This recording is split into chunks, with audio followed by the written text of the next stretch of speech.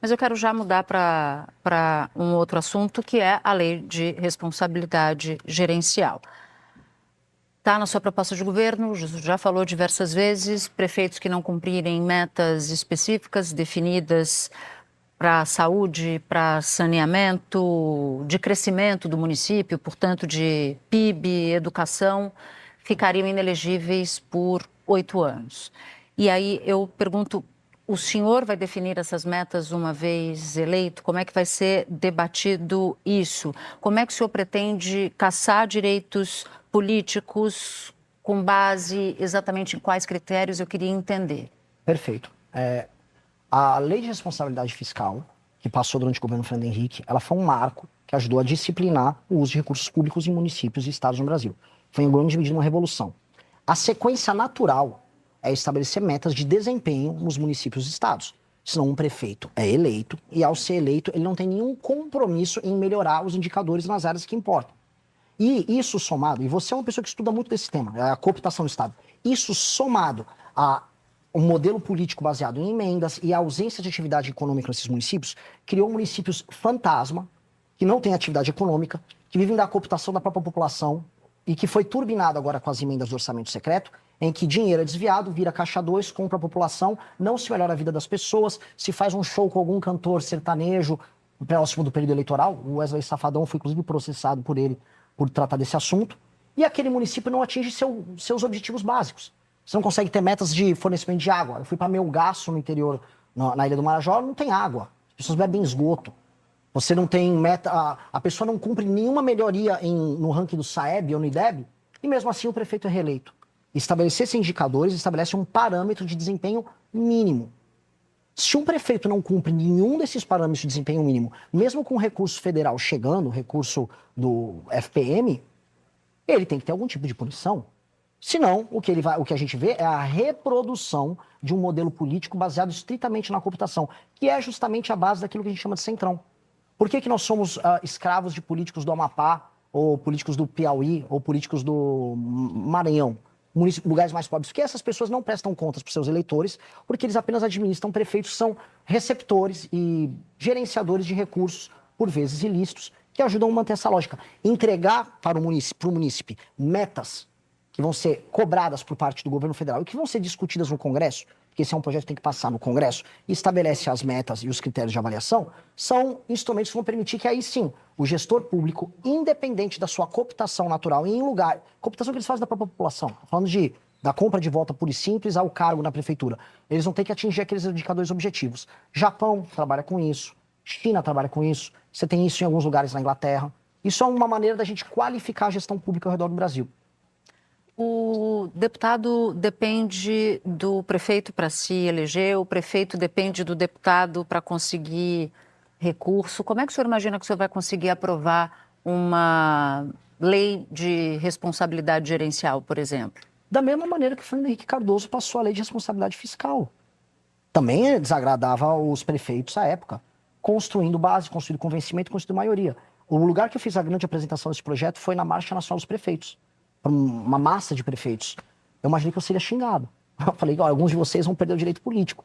Só que, entretanto, há um outro lado. Os prefeitos que tiverem um desempenho melhor, eles vão se qualificar para receber mais emendas. Para um prefeito, significa até um grau de independência orçamentária para investimento, caso ele seja um bom prefeito. E eles gostaram dessa ideia.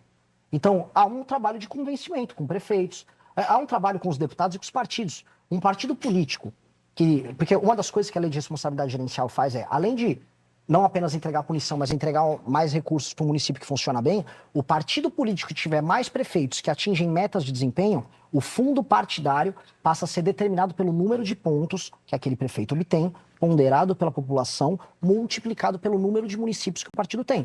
Aí então você cria um incentivo robusto para que os partidos políticos investam em quadros técnicos e bons prefeitos, que isso vai garantir o recurso do partido. E aí isso se torna um benefício e um incentivo positivo para os partidos, para os prefeitos e também para bons deputados. Então, é uma mudança no sistema de incentivo do Estado. E uma forma de diminuir a política de cooptação, que é a base daquilo que a gente chama de centrão. Para mim, isso é a base para uma verdadeira reforma política no Brasil. Porque a política no Brasil, a gente foi discutir, eu vou fazer voto distrital, distrital misto. Em grande medida, você consegue adaptar o modelo atual de emenda e cooptação em cidades com baixa atividade econômica para qualquer modelo. Se você não alterar este sistema de incentivo e recompensa, você não consegue melhorar. Mas o senhor que vai a política. decidir isso? Eu vou propor isso. Quem decide isso, eu nem tenho condição de eu decidir sozinho. Quem faz isso é o presidente da República, manda para o Congresso, se discute, aí o Poder Executivo, disciplinado por uma legislação que passa no Congresso Nacional, atua junto aos municípios. Muita articulação. Mas precisa, mas não... Com o Centrão, com a emenda. Com todo mundo tem. Eu não nego isso. Eu passei o impeachment da Dilma fazendo articulação. Eu nunca vendi a mãe para fazer o que eu acredito. Eu nunca entreguei meus valores. Só que eu negocio. Eu tô lá para ser um negociador e uma pessoa que vai convencer. Convencer todo mundo. Eu vou ter que vir aqui na imprensa. Quando eu quiser passar todos esses projetos difíceis, eu vou ter que vir aqui no programa de vocês E explicar. como vai convencer aqui da fusão dos municípios também? Que o senhor fala disso, da Falo. redução. De maneira clara, a gente vai ter que criar uns instrumentos de incentivo, inclusive, para a fusão dos Mas municípios. vai fazer os plebiscitos, cerca de 4 mil plebiscitos, como determina a lei? Porque o plano do senhor reduz de 5.570 para 1.500, né? A viabilidade... E aí, como é que você vai fazer? Dos municípios é através da redução deles. A maior parte dos municípios hoje são inviáveis. Você vai ter instrumentos, inclusive a lei de responsabilidade gerencial vai encaminhar eles para isso, porque caso o município não tenha atividade econômica condizente para se manter no longo prazo, ele vai ser incentivado, como o Japão faz, a se juntar. Se ele se junta, você vai ter mais investimentos federais nessa união. E vamos fazer uma campanha política para as pessoas participarem desse processo. Porque as pessoas precisam ser convencidas, e até é fácil de convencer. Todas as cidades minúsculas que eu rodei ao redor do Brasil, que não são funcionais, quando você mostra para as pessoas que aquela cidade é apenas um cabide de 9 vereadores e um prefeito inútil, que não melhora os desempenhos e a vida da pessoa, e que a pessoa está pagando por aquele preço, a pessoa primeiro achar esse projeto racional. E aí é uma tarefa de presidente da República de fazer o convencimento do projeto. Naturalmente o Congresso Nacional vai querer participar disso e naturalmente a gente vai chegar num projeto articulado. Ponto. É uma questão negociada. Eu não tenho condição de impor isso que a Constituição me impede hoje. O senhor queria falar um pouco de educação. Tema super importante, eu vejo também que o senhor fala muito disso. O senhor já disse que vai cortar o financiamento das faculdades que o senhor chama de unisquinas, né? Se eu estiver errado, o senhor me corrige aqui. Quase 80% dos universitários brasileiros estão na rede privada, a maioria em universidades que não são de ponta. Também o senhor sabe disso. E boa parte via o ProUni e o FIES. Pergunto para o senhor, esses jovens vão estudar onde? Nós vamos alterar a dinâmica hoje de formação de capital humano no Brasil. Você simplesmente entregar para uma pessoa que mal sai alfabetizada da escola um endividamento ou um programa em que ela acredita que ela vai ganhar um diploma para depois virar Uber ou virar entregador, eu estou apenas iludindo essa pessoa. Países muito mais desenvolvidos do que o nosso, a Alemanha é um exemplo mais claro, ou a China, que é um país em desenvolvimento, ou vou citar também o próprio Vietnã, trabalham muito com o ensino técnico, a formação técnica das pessoas, que é mais rápida, mais adaptada aos contextos. E essa pessoa quiser fazer uma universidade, ela pode ter acesso à universidade pública e boas universidades.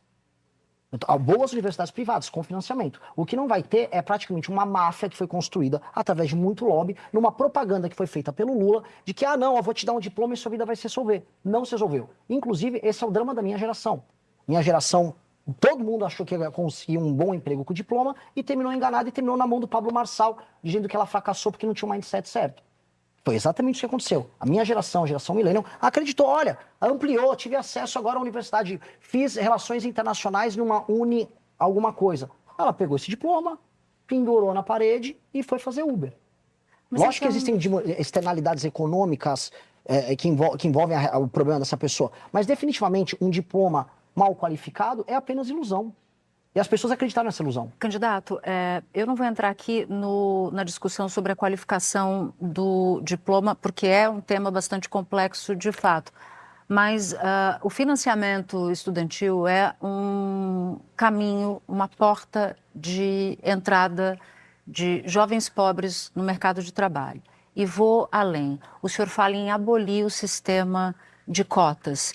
O sistema já fez mais de 10 anos de aniversário, conseguiu mobilidade, ascensão social de pessoas com renda baixa, pessoas pretas.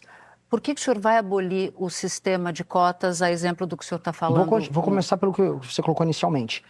Vai haver financiamento, mas vai haver qualidade e fiscalização.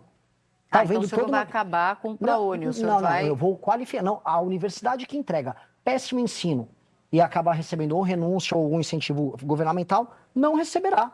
Ponto. Eu vou ficar fingindo? Vou ficar fingindo que o cara vai receber um diploma? Ah, sou formado em medicina? Não, não haverá isso. A gente não tem que trabalhar com essa ilusão, até porque isso é enganação. Isso termina sendo um estelionato no fim do dia.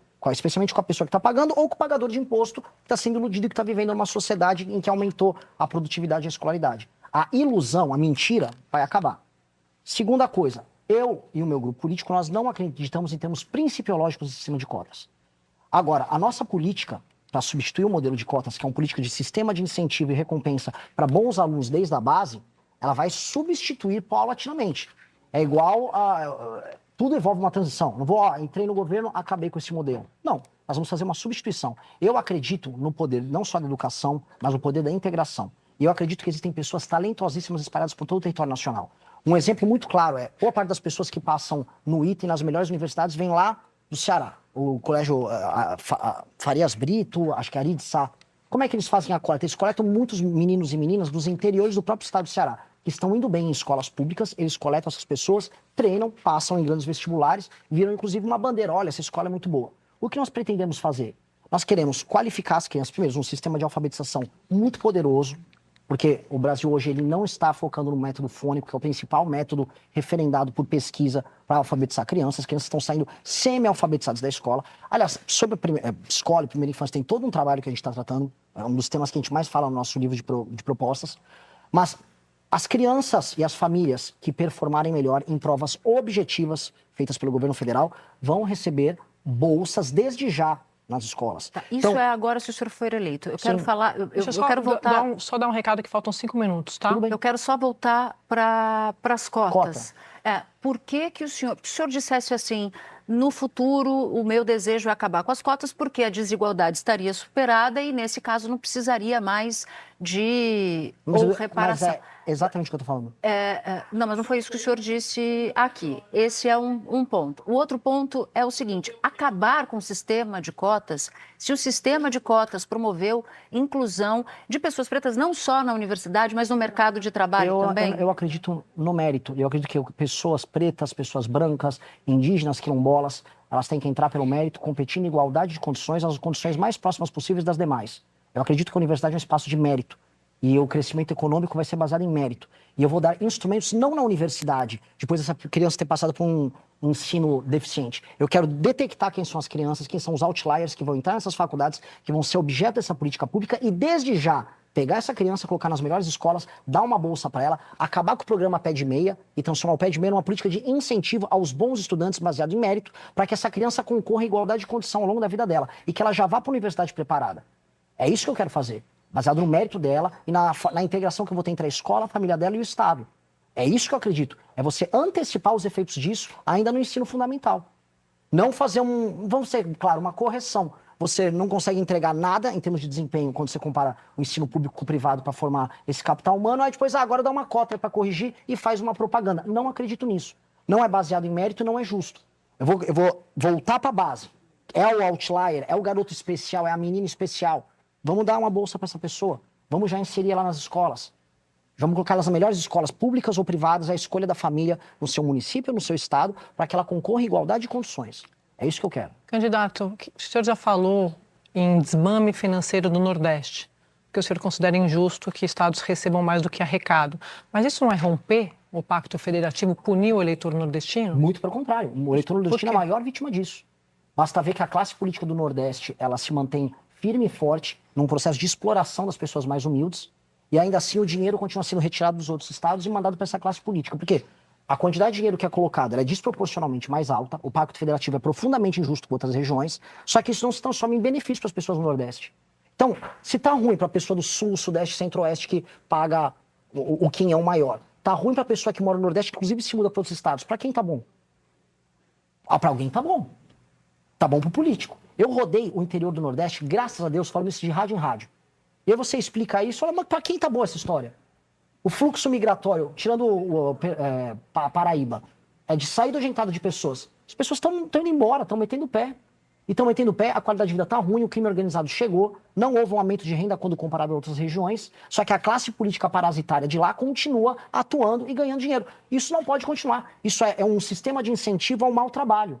E é por isso que a gente é administrado na Câmara dos Deputados pelo Hugo Mota e no Senado pelo Alcolumbre.